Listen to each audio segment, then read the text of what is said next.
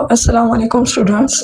आज जो है हमने इलेक्ट्रोफाइल एंड न्यूक्लियोफाइल देखना है कि इलेक्ट्रोफाइल क्या होता है और न्यूक्लियोफाइल क्या होते हैं। जब हम इलेक्ट्रोफाइल और न्यूक्लियोफाइल की बात करते हैं तो हम देखते हैं कि इलेक्ट्रोफाइल एक लेविस एसिड हो सकता है जो कि इलेक्ट्रॉन पेयर को एक्सेप्ट करेगा। न्यूक्लियोफाइल मतलब वो होगा जिसके पास इलेक्ट्रॉन्स हों ताकि वो किसी दूसरे पे अटैक करके उसे इलेक्ट्रॉन दे दे। जो इलेक्ट्रॉन डोनेट करेगा वो न्यूक्लियोफाइल होगा और जो इलेक्ट्रॉन एक्सेप्ट करेगा वो इलेक्ट्रोफाइल होगा। सही, तो इस वजह से हम ये भी कह सकते हैं कि लेविस बेस और लेविस एसिड है इलेक्ट्रोफाइल और न्यूक्लियोफाइल। न्यूक्लियोफाइल वो होते हैं जो न्यूक्लियस लविंग होते हैं। मतलब न्यूक्लियस लविंग मतलब वो क्या करेंगे, जिनके पास नेगेटिव चार्ज होगा, मतलब उनके पास इलेक्ट्रॉन मौजूद है और वो अटैक करेंगे दूसरे के न्यूक्लियस के ऊपर। ठीक, वो होंगे न्यूक्लियोफाइल। इसी तरह इलेक्ट्रोफाइल जो होंगे वो हम कहते हैं कि वो इलेक्ट्रॉन लविंग स्पीशी होते हैं। इलेक्ट्रॉन लविंग स्पीशी का मतलब क्या होगा कि वो इलेक्ट्रॉन को एक्सेप्ट करेंगे। तो जिसके पास इलेक्ट्रॉन पेयर होगा वो न्यूक्लियोफाइल होगा और जिसके ऊपर अटैक किया जाएगा उसके पास इलेक्ट्रॉन नहीं है तो वो इलेक्ट्रॉन को एक्सेप्ट करेगा। तो जो है वो हम कहेंगे कि वो इलेक्ट्रोफाइल है।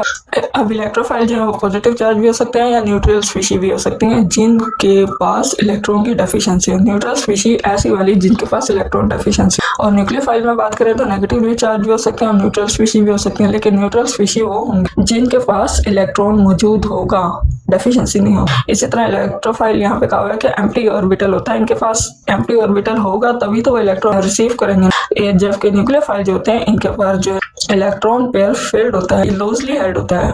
उसमें इलेक्ट्रॉन तो मौजूद होते हैं इलेक्ट्रॉन पेयर में, बट वो लूजली हेल्ड होने की वजह वो अपना जो इलेक्ट्रॉन्स है वो डोनेट करने की कैपेसिटी रखता है। इसी तरह हम ये कहेंगे कि इलेक्ट्रोफाइल वो हाई इलेक्ट्रॉन डेंसिटी वाले पे अटैक करेंगे। हाई इलेक्ट्रॉन डेंसिटी वाले पे अटैक करेंगे तो वहां से इलेक्ट्रॉन ले ले। और न्यूक्लियोफाइल किसी ऐसे के ऊपर अटैक करेंगे जिसके पास इलेक्ट्रॉन डेंसिटी लो हो। इलेक्ट्रॉन डेंसिटी लो होगी तो अपने इलेक्ट्रॉन उसको दे देंगे, उसके साथ बॉन्डिंग कर लेंगे। और हम इलेक्ट्रोफाइल को लेविस एसिड भी कहते हैं और न्यूक्लियोफाइल को लेविस बेस भी कहते हैं। अब यहाँ पे एग्जांपल दी हुई है कि सारे पॉजिटिवली और इलेक्ट्रॉन डेफिशिएंट स्पीशीज जो है वो इलेक्ट्रोफाइल होंगे और नेगेटिवली चार्ज जो है इलेक्ट्रॉन रिच स्पीशीज जो है वो होंगे न्यूक्लियोफाइल। ठीक, अब हमने यहाँ पे ये देख लिया इलेक्ट्रोफाइल और न्यूक्लियोफाइल का डिफरेंस। अब हम देख रहे थे कि इलेक्ट्रोफाइल किस तरह जो है वो हम कहेंगे कि वो इलेक्ट्रोफाइल कैसे होते हैं।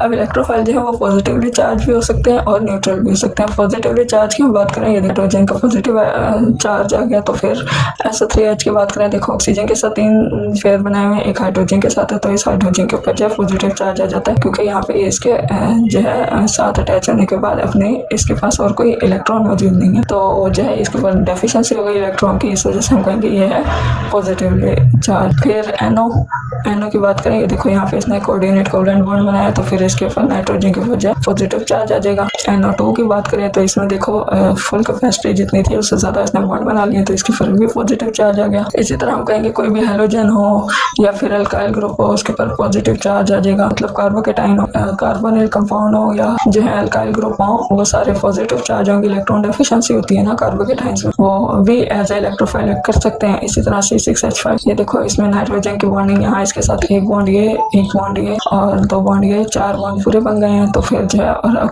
नाइट्रोजन की कैपेसिटी यहाँ थी, इसके एक इधर बना लिया, इसने यहाँ बना लिए तो फिर जो है इसके पास जो है अब यहाँ पे कैपेसिटी इसकी भी खत्म हो गई है तो फिर इस वजह से इलेक्ट्रॉन डेफिशिएंसी हो गई, हम कहेंगे इसके ऊपर पॉजिटिव चार्ज आ गया। तो इसी तरह अगर हम न्यूट्रल इलेक्ट्रोफाइल की बात करें, लेविस एसिड्स जो होंगे वो न्यूट्रल इलेक्ट्रोफाइल के तौर पर एक्ट कर रहे हैं और उसमें यहाँ पे एग्जांपल दिया BF3। कोई और इलेक्ट्रॉन नहीं है जो कि जाके किसी के ऊपर अटैक कर सके, जितने इलेक्ट्रॉन थे वो सारे बॉन्डिंग में यूज हो चुके हैं, इसलिए ये भी एज अ इलेक्ट्रोफाइल एक्ट कर सकते हैं। SO3 ZnCl2 BCl2 FeCl3 SnCl2 CO2, देखो यहाँ पे इसने भी जो है यूज कर लिया है, सारे अपने इलेक्ट्रॉन यूज कर लिए हैं। इसी तरह SnCl4 ये सारे इसमें भी यूज हो चुके हैं। तो बहरहाल कोई भी न्यूट्रल एटम जो कि इलेक्ट्रॉन को एक्सेप्ट करेगा वो एज अ इलेक्ट्रोफाइल एक्ट कर सकता है। ठीक, मतलब हम ये कह सकते हैं ये फ्री रेडिकल स्पीशीज जो होती हैं वो भी एज अ इलेक्ट्रोफाइल एक्ट कर सकती हैं क्योंकि उनके पास वो होती न्यूट्रल है लेकिन उनके पास फ्री रेडिकल की वजह से जो चांस होता है वो इलेक्ट्रोफाइल तौर पे एक्ट कर सकती हैं इलेक्ट्रॉन एक्सेप्ट करके। फ्री रेडिकल सारे कार्बीन्स और नाइट्रीन्स ये भी इलेक्ट्रोफाइल के तौर पे एक्ट कर सकती हैं। अब नाइट्रीन्स कैसे होंगी, नाइट्रीन्स के पास ये देखो यहाँ से ये इधर इलेक्ट्रॉन डेफिशिएंसी तो ये नाइट्रीन्स हो गए। इसी तरह ये हैं कार्बीन्स की हम बात करें, कार्बीन्स में भी हम कहेंगे इलेक्ट्रॉन डेफिशिएंसी है। इस R के ऊपर, तो जिसकी वजह से हम कहेंगे कि क्या होगा कि ये भी एज अ इलेक्ट्रोफाइल एक्ट कर सकती हैं। इसी तरह कुछ स्पीशीज ऐसी होती हैं जिनके ऊपर इलेक्ट्रोफिलिक सेंटर मौजूद होता है। इलेक्ट्रोफिलिक सेंटर मौजूद होने की वजह से हम कहें कि ये एज अ इलेक्ट्रोफाइल एक्ट कर सकते हैं। न्यूक्लियोफाइल के बारे में हम कह रहे थे कि नेगेटिवली चार्ज जो होंगे स्पीशी वो होंगे न्यूक्लियोफाइल।